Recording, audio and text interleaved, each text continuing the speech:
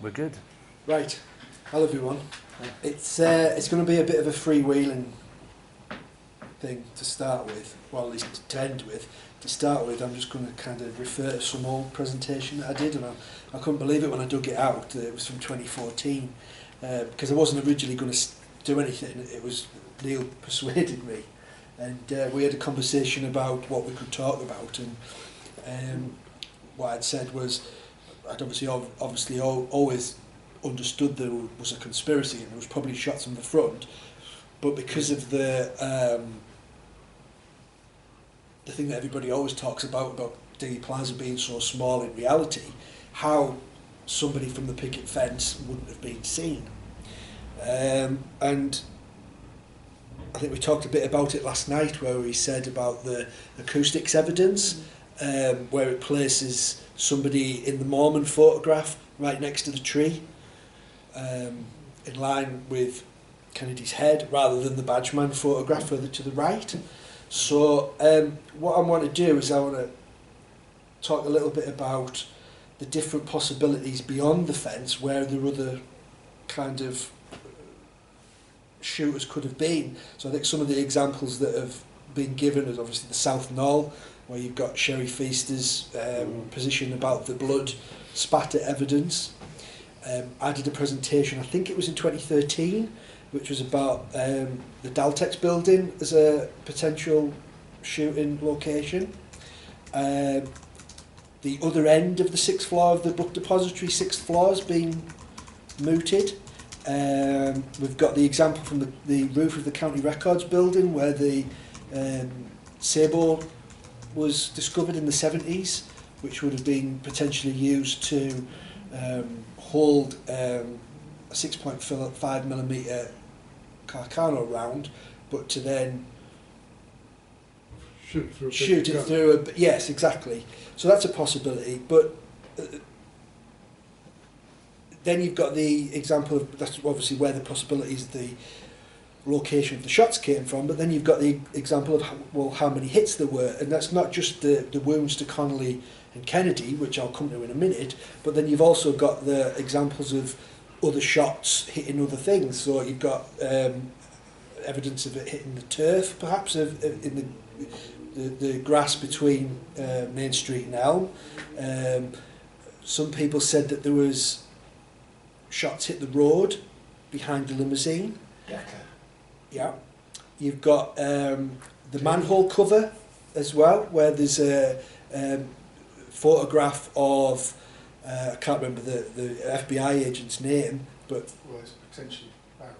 Yeah, picking... But he denies that. Yeah, but potentially picking something up from the grass there. And then obviously the curb shot as well, which went on to hit James Tague on the cheek, or at least a chip from... Yeah.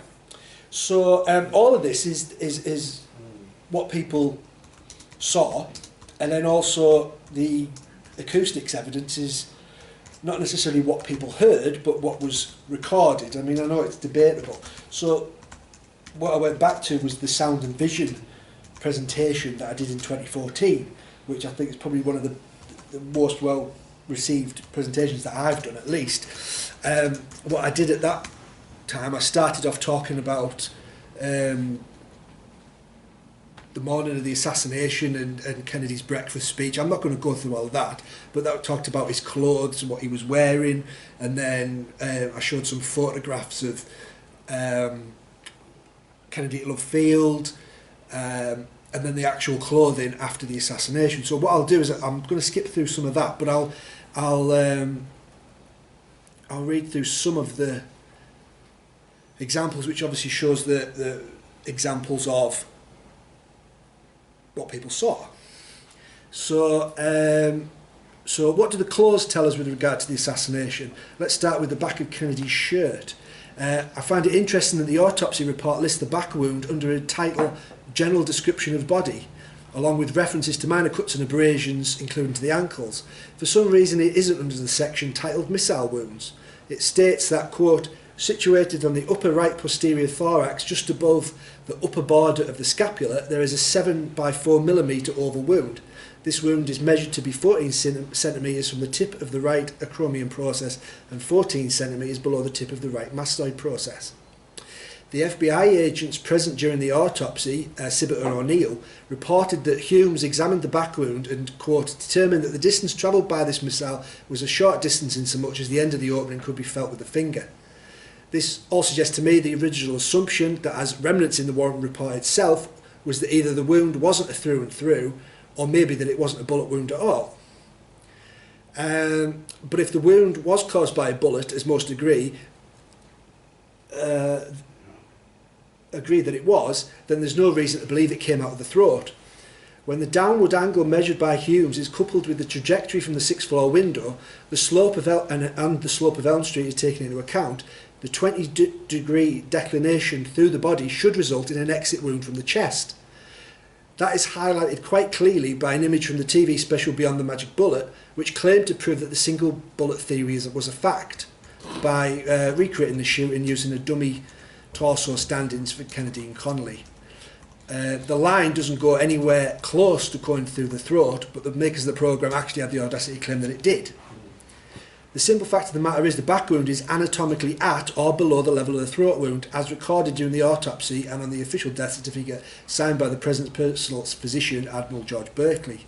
So the only way the trajectory can work, if the angle of the back wound is measured correctly and connected to the throat and onto Connolly's back, is if Kennedy was leaning forward in an exaggerated manner. There is absolutely zero photographic evidence of this occurring at any point in Elm. Even the House Select Committee wasn't immune to distortion when they tried to flog images like this. I won't show the images because we'll be here all day.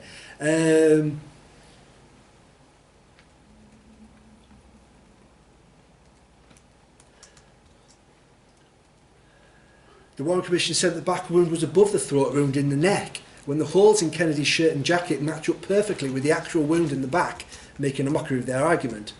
The HSCA accept that the back wound is at or below the level of the throat wound, but they have to tilt the head forward so they can connect the wounds. Lone gunman proponents can't even argue the bullet was diverted as it passed through JFK's body, because the official autopsy report states that the missile struck no bony structures in its path through the body.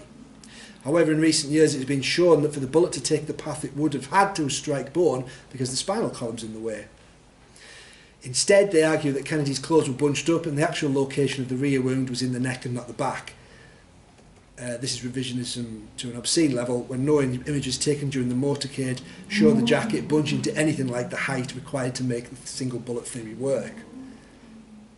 Similarly, the autopsy face sheet marked by Dr. Boswell and verified by Admiral Berkeley places the wound at the T3 vertebrae, exactly where the holes are in the shirt and jacket, which the doctors at Bethesda did not get to examine until much later. By no stretch of the imagination is this position above the location of the throat wound cited by the Warren report and agreed upon by almost everyone, situated in the lower anterior neck at approximately the level of the third or fourth tracheal rings. In other words, just below the Adam's apple. Charles Carrico was one of the doctors that attended to the President at Parkland. His testimony to the Warren Commission made clear that the small puncture wound that was first assumed to be a wound of entrance was actually above the collar and not anywhere near the tie. The Warren report states, quote, on the front of the shirt, examination revealed a hole 7/8 of an inch below the collar and a similar opening 7/8 of an inch below the buttonhole. These two holes fell into alignment on overlapping positions when the shirt was buttoned. Each hole was a vertical ragged slit approximately 1/2 of an inch in height, with the cloth fibres protruding outward. Although the characteristics of the slit established that the missile had exited to the front, the irregular nature of the slit precluded a positive determination that it was a bullet hole. Given the striking assumptions made throughout the report, I find it telling that they felt they couldn't go further on this. The report does offer a clue to what might have happened instead. It states, quote, when the President's clothing was removed at Parkland Hospital, his tie was cut off by severing the loop immediately to the wearer's left of the knot, leaving the knot in its original condition. The tie had a nick on the left side of the knot.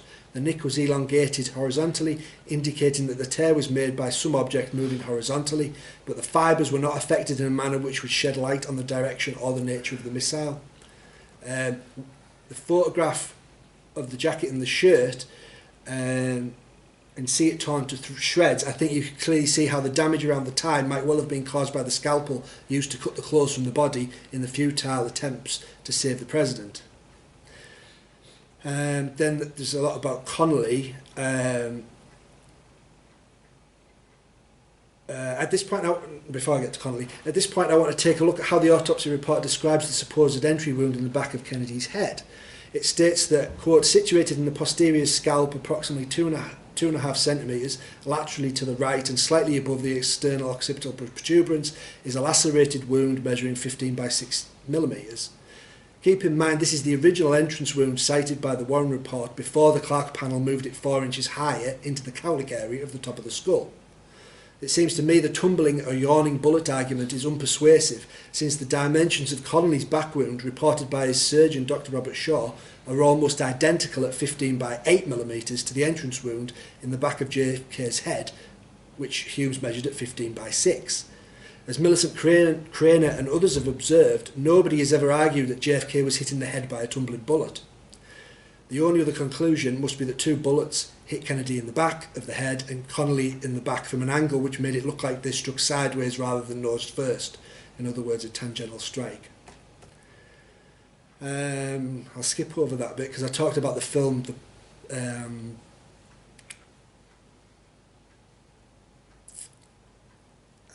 Sentinel, and it was all about a Secret Service agent being accused of an assassination plot, and there's an early point in the film where Kiefer Sutherland's character he turns up at an incident at a house, and he chews out the FBI in attendance for their poor investigation skills, explaining that he can tell a silencer was used because the bullet that passed through the victim would otherwise have penetrated further into the door frame where it was found. This conclusion being based on the assumption that a silenced bullet has a lower velocity, thus reduced penetration power. So this is where some of the audio stuff and evidence comes into account. I immediately thought about Kennedy's back wound. Now, in researching ballistics, I've found the movie took some artistic license, and the claim is only partly true depending on the type of silencer used. A silencer or suppressor works by reducing the level of sound by manipulating the escaping propellant gas, which is the noise you hear when a gun is fired as the gas leaves the barrel. This can reduce the velocity of the bullet and even sometimes have an impact on accuracy. Interestingly, modern firearms are now so advanced that most suppressors have been engineered to avoid this problem. However, 60 years ago, this was not the case. The early silencers used a rubber gasket or wipe at the end of the can that would contact the round and slow it down. There's a bit about photos that I had. If a silencer was used in Dealey Plaza, could that account for a faulty round that hit the president in the back and didn't penetrate further, perhaps falling out at Parkland onto a stretcher? Maybe it could, but the reason that many witnesses said the first shot sounded very different to the second and third.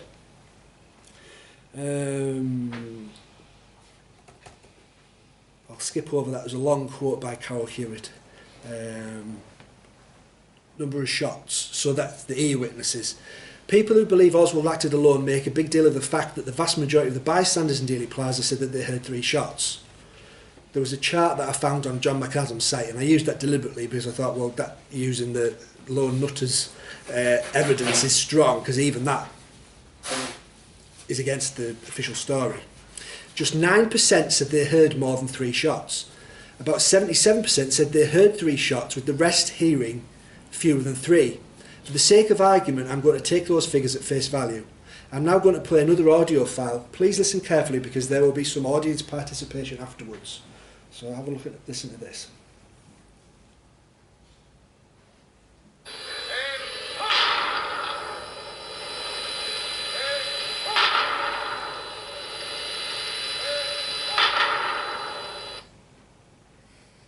How long do you think that is? Between shots? No, but not between shots. How long in terms of between the first sound and the last sound? Yeah, pretty much. 3 yeah. seconds. Well, It's 6 seconds. It's 9 from the start of the tape. So how many of you think there were 2 shots were fired on that audio? Anybody? How many think 3 shots? Anybody think 4? Anybody think more than 4? I remember this presentation. Yeah. So. The answer is 21. Oh, Because it's Kennedy's funeral, Yeah. and it's the 21 gun salute. So it's 7 people, 7 Oh, okay. 3 times 3. But it sounds just like 3 shots. But it's Yeah. yeah, because they were simultaneous. 7 riflemen of the US military, each firing instantaneously 3 times. The point I hope is obvious. Just because most people in Dealey Plaza heard 3 shots doesn't necessarily mean that only 3 shots were fired. Maybe 1 or more was silenced. Maybe the bystanders didn't all hear the same shots at the same time. What I mean by that is it seems possible to me that depending on where people were located, it could be they only heard shots coming from their immediate vicinity. Most of the people to report hearing 3 shots or more found themselves at the north end of the plaza around Houston Street, while witnesses to the south, or moving in the motorcade toward the triple underpass, were more likely to say they heard fewer shots that came from the grassy knoll or from more than one direction. It is therefore worth considering that the numbers could well be slanted towards the book depository because the biggest group of people were in that location. The crowd thinning out as the motorcade progressed down Elm Street. There was another McAdams chart that was 54% picked the depository as the source, while 34% said the knoll, 8% gave other locations. However, just 5% said the shots came from more than one direction. Then I've quoted Pat Spear. Suffice it to say, I think his conclusions support mine that people heard very different things depending on exactly on where they happened to be in the plaza. Quote, these actual results reveal that the report's musings about people being confused by echoes on the knoll and shockwaves in front of the TSBD was so much hooey, offered most likely so that the HSCA would have the option of defending the Warren Commission's conclusions. Instead, the results reveal it's fairly easy to identify a source of a shot fired in Dealey Plaza under normal circumstances. These results indicate that this is the single assassin theorists. These results indicate that it is the single assassin theorists who are wrong, yet again. But going back to the main point about most witnesses hearing 3 shots and the extent to which supporters of the Warren Commission used that to point the finger at a lone gunman, if we're going to take this ear-witness testimony as gospel, then we have to also consider other factors, namely how much time did they estimate between the shots they heard and what did they actually sound like.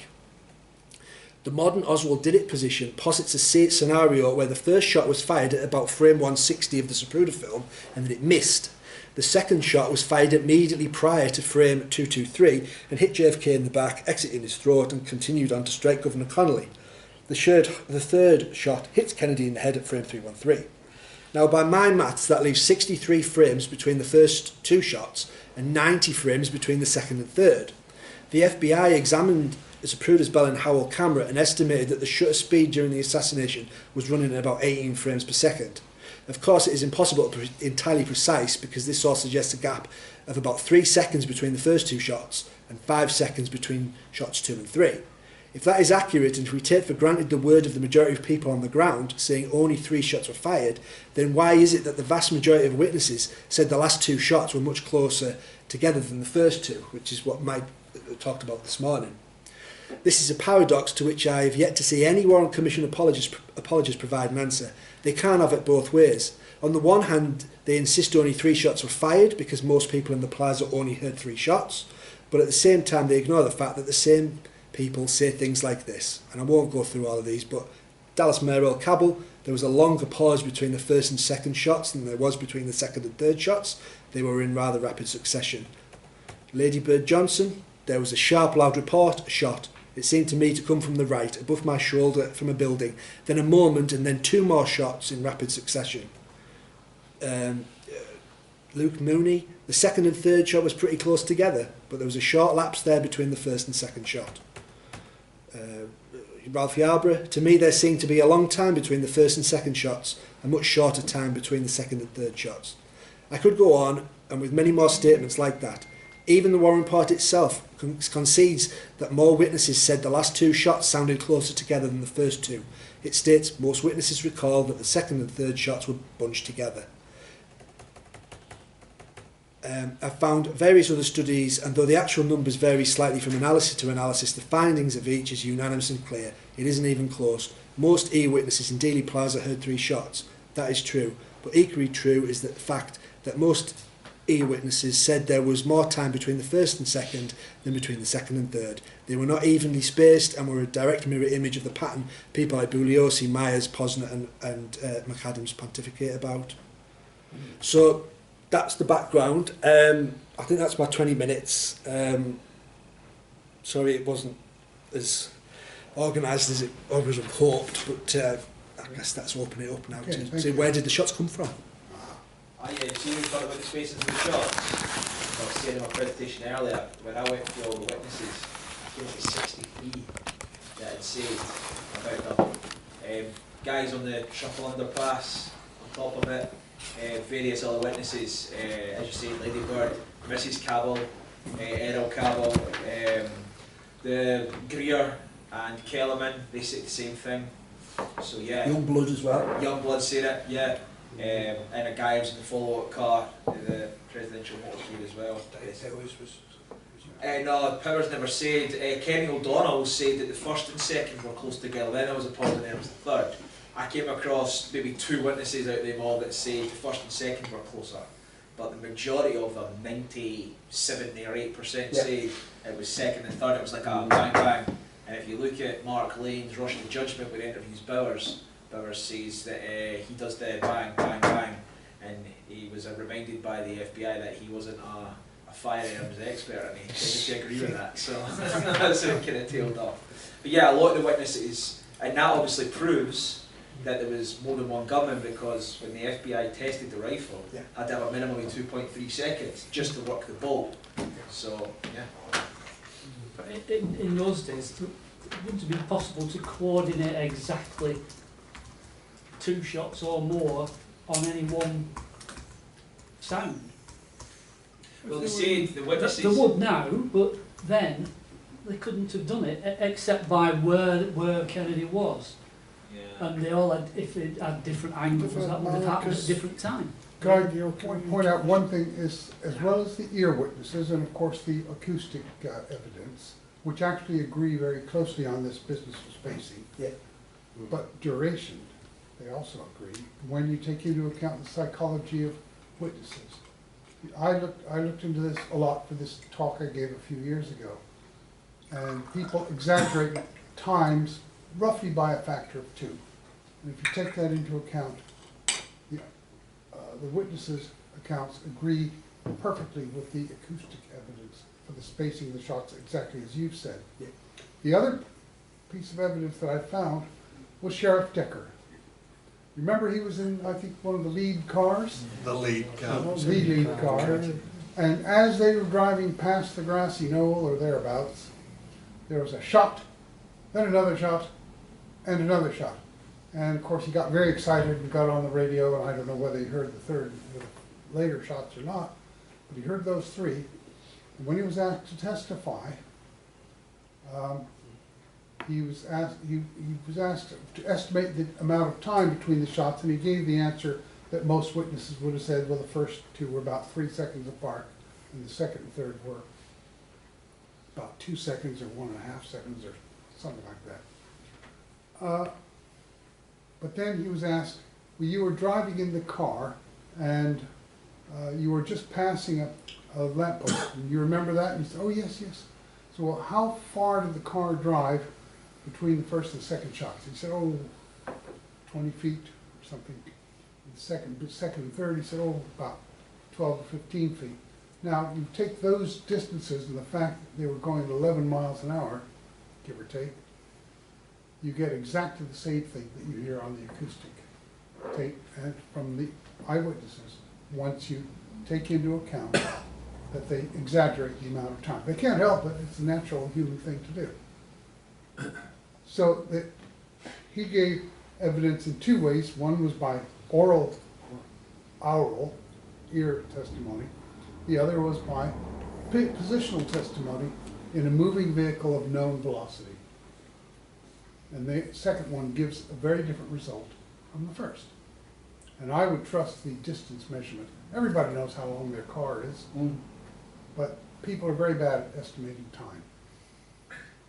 I would certainly agree that I remember that 21 gun salute at Canterbury, and I think that if they were able to fire simultaneous shots, particularly the first one, is that possible? As well as suggesting there could have been more than one gunman, is it possible that the reason a lot of people said they heard firecrackers is because if there were simultaneous shots going off first, the sound they interfere with one another and maybe cause it to, instead of it sounding like 3 times as loud as one shot, they interfere with each other and maybe they cancel, the sound waves can cancel each other out, so it might sound more muffled.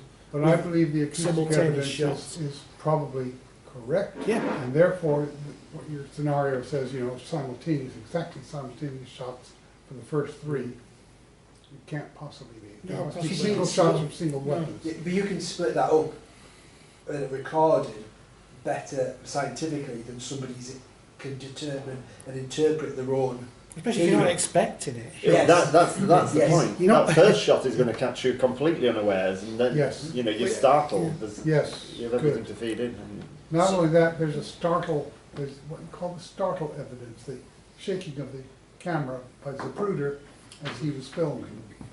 And that was used in the House Select Committee and analyzed by people who didn't actually know all that much about it, but they said this is good evidence. And it was Louis Alvarez, jiggle theory. jiggle evidence, yeah. But the problem is, as one of the scientists finally had to admit, there could be any number of shots in there. Once that jiggling went on and on and on, you couldn't count shots anymore.